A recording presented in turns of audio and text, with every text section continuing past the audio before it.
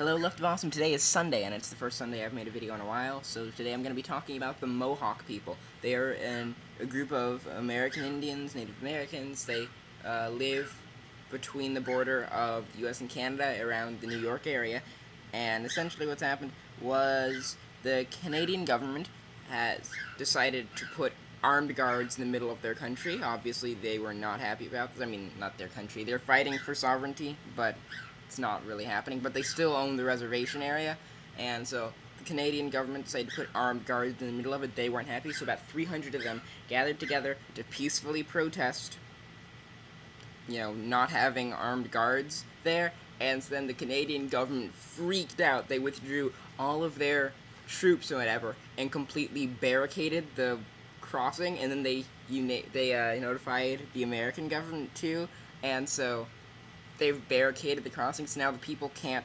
cross. It's like half their nation's on one side, half the nation's on the other side, kind of sort of reminiscent of the Berlin Wall. And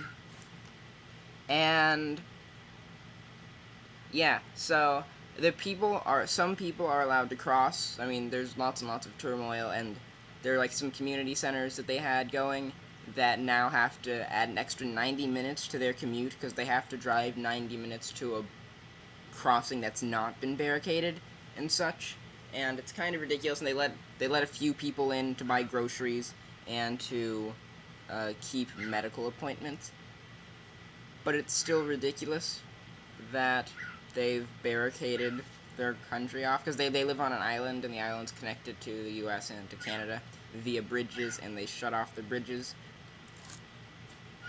And yeah, so what happened was, originally these people, they were supposed to be able to cross freely through some treaty they had with the American government. My bird won't stop making noises.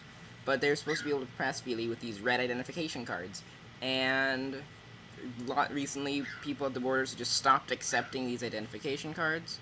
And so they've been like strip searching women and children, and there have been over 300 accusations of racial profiling in the last year and a half, which is like at least one every other day, which is a ridiculous amount of racial profiling. And yep, here's what one of the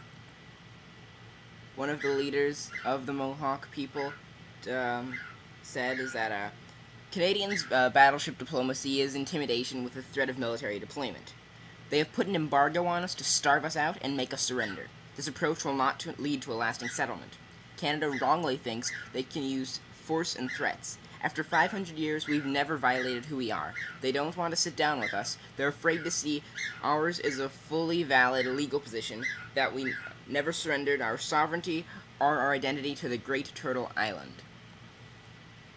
So yeah, this is kind of why borders suck a lot, and we just shouldn't have borders.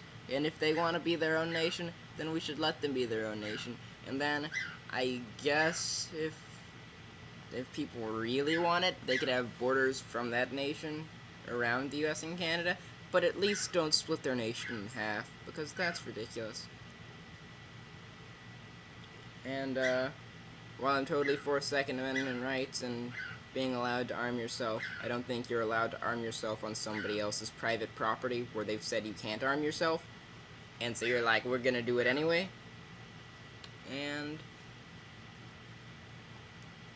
that's all I have to talk about. Sorry I haven't been on recently. Since it's summer now, I'll put a stop to that and vlog a lot. I might even make up some remake vlogs because of the 3 or 4 that I've missed.